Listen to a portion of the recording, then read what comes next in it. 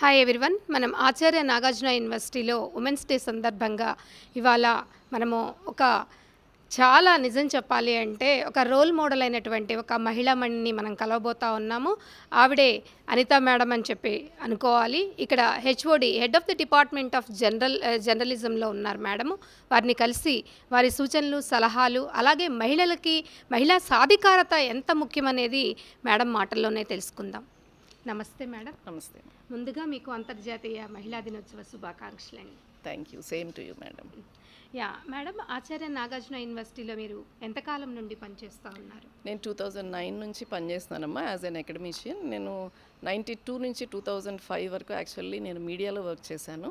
ఒక 14 years work చేసిన తర్వాత then I shifted to academics. That is in 2005. I joined in Andhra university. తర్వాత 2009లో ఇక్కడ పర్మనెంట్గా ఉన్నాను. 2009లో వచ్చినప్పుడు నేను హెడ్ ఆఫ్ ద డిపార్ట్మెంట్ తర్వాత అయ్యాను. For the last 13 years I'm heading the department. తర్వాత I joined various positions also. Okay, ఇప్పుడు ఆచార్య నాగార్జున యూనివర్సిటీలో ఏ డిపార్ట్మెంట్స్లో మీ రెస్పాన్సిబిలిటీస్ మీరు కొనసాగిస్తూ ఉన్నారు? నేను 2011 నుంచి నేను హెడ్ ఆఫ్ ద డిపార్ట్మెంట్ జర్నలిజంగా ఉన్నాను. తర్వాత రీసెంట్గా 1 year క్రితము యూనివర్సిటీలో వైస్ ఛాన్సలర్ గారు కొత్త డిపార్ట్మెంట్ స్టార్ట్ చేశారు, performing arts, dance and music చేశారు. అది 1 year నుంచి నేను ఆ డిపార్ట్మెంట్స్ కూడా చూస్తున్నాను. అండ్ బీవైఎస్ మెంబర్స్గా కూడా ఉన్నాను నేను. వాటన్నిటికీ కలిపి ఒక స్కూల్ కూడా ఫామ్ చేశారు. ఆ స్కూల్కి నేను డీన్గా కూడా ఉన్నాను.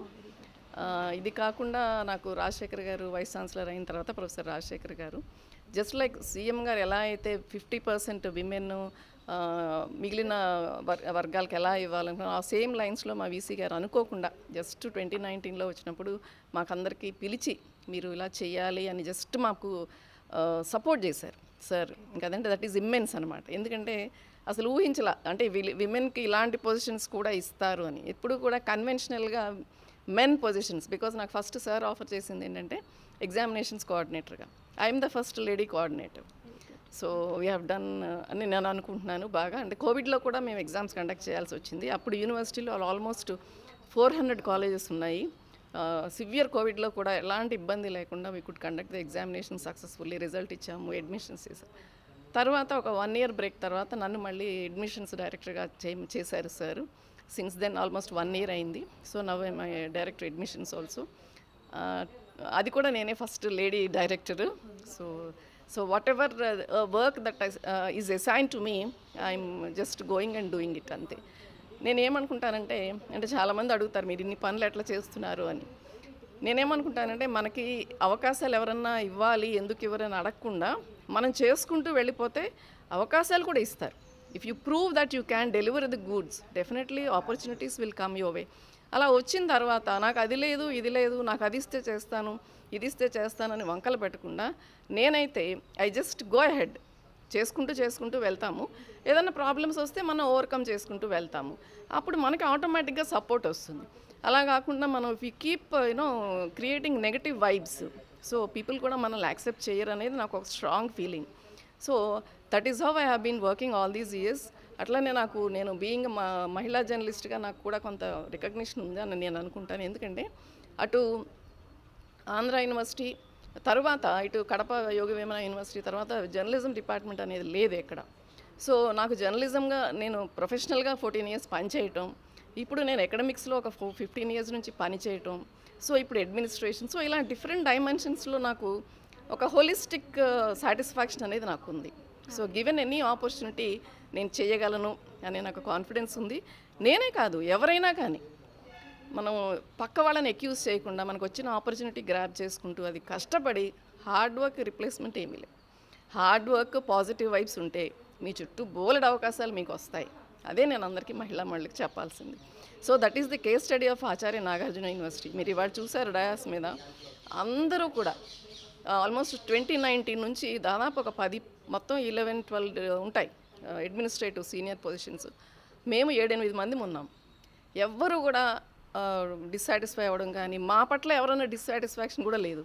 ఇన్ఫ్యాక్ట్ వీళ్ళు ఇంత బాగా చేస్తారా, ఇన్నాళ్ళు ఎందుకు చేయలేదు అంటే sir has given us opportunity, we're proving, that's it. So given an opportunity ఏ మహిళ అయినా చేయగలదు. నేను అనుకునేది అంటే నేచరే మనకు ఆ ఆపర్చునిటీ, ఆ పేషెన్స్, ఆ విత్స్టాండింగ్ కెపాసిటీ, రెసిలియన్స్ అవన్నీ ఇచ్చింది. So in fact we are indebted to the nature to have so many qualities. Only thing is put them to good use. So ma'am మీరు చెప్తా ఉన్నారు అడ్మినిస్ట్రేషను అలాగే అన్నీ కూడా చూసుకుంటానని. అలాగే మనకి గర్ల్స్ స్టూడెంట్స్ పర్టికులర్గా ఆచార్య నాగార్జున యూనివర్సిటీలో అడ్మిషన్స్ వైజ్గా మీరు ఇక్కడ జాయిన్ అయినప్పటి నుండి కూడా అడ్మిషన్స్ పెరుగుతున్నాయా లేకపోతే ఎలా ఉంది? అలాగే ప్లేస్మెంట్స్ పాయింట్ ఆఫ్ వ్యూలో ఎలా ఉంది? అలాగే జర్నలిజంలో కూడా మహిళలు ముందుకు వస్తున్నారా? ఉన్నారు మేడం. ఎందుకంటే నేను జర్నలిజం డిపార్ట్మెంట్లో వచ్చిన తర్వాత మా దగ్గర నుంచి చాలామంది బ్యూరో చీఫ్లుగా చాలామంది వెళ్తుంటారు. అలాగే మా దగ్గర రీసెర్చ్ చేసేవాళ్ళు కూడా చాలామంది ఉంటారు. అంతా చాలా డైనమిక్ ఎన్వైరన్మెంట్లో వాళ్ళు వర్క్ చేస్తుంటారు. చెప్పా కదా, our department has a very important role. A journalist organization అయినా నాకు ఫోన్ చేసి, మేడం ఇలా మీ స్టూడెంట్స్ కావాలి, లేకపోతే మీరు రావాలి, మీరు మాకు సపోర్ట్ చేయాలి, క్లాసెస్ చెప్పాలి, training I do conduct lot of training programs also for all of them. So ఏంటంటే we could create lot of impression with regard to university. It's a kind of brand. జర్నలిజంలో we could create brand. నా personal కానివ్వండి, అలాగే యూనివర్సిటీకి కానీ people readily come to me. So ఏంటంటే గుంటూరు అనేది ఒక అన్నిటికీ కూడా ఒక prioritize, like it's a kind of humbleness. అంటే లైక్ ప్రతిదీ కూడా గుంటూరు ప్రతి దానిలో దాని యొక్క బ్రాండ్ని క్రియేట్ చేసుకుంటూ ఇటు విద్యా వ్యవస్థలో కావచ్చు, వైద్య రంగంలో కావచ్చు, అటు బిజినెస్ పాయింట్ ఆఫ్ వ్యూలో కావచ్చు, ఇది ఒక హబ్ అని చెప్పేసి చెప్పుకోవాలి. కాబట్టి ఇప్పుడు చూసారు కదా, మేడం చెప్తా ఉన్నారు మనకి అవకాశాలు వేరే వాళ్ళు ఇవ్వటం కాదు, అవకాశాన్ని మనమే సృష్టించుకొని మనం ఏంటో ప్రూవ్ చేసుకోవాలి. కాబట్టి అది ఒక భగవంతుడు కూడా మనకి అది ఒక మహిళకే సాధ్యం అని చెప్పేసి మనకి ఇవ్వటం జరిగింది. కాబట్టి మనం ఏంటి అని చెప్పేసి అన్ని రకాలుగా మనం ప్రూవ్ చేసుకోవాల్సిన అవసరం ఎంతైనా ఉంది. అంతేకాదు ఆపర్చునిటీస్ రావు, మనం క్రియేట్ చేసుకోవాలి అని చెప్పేసి మేడం చెప్తా ఉన్నారు. Thank you so much.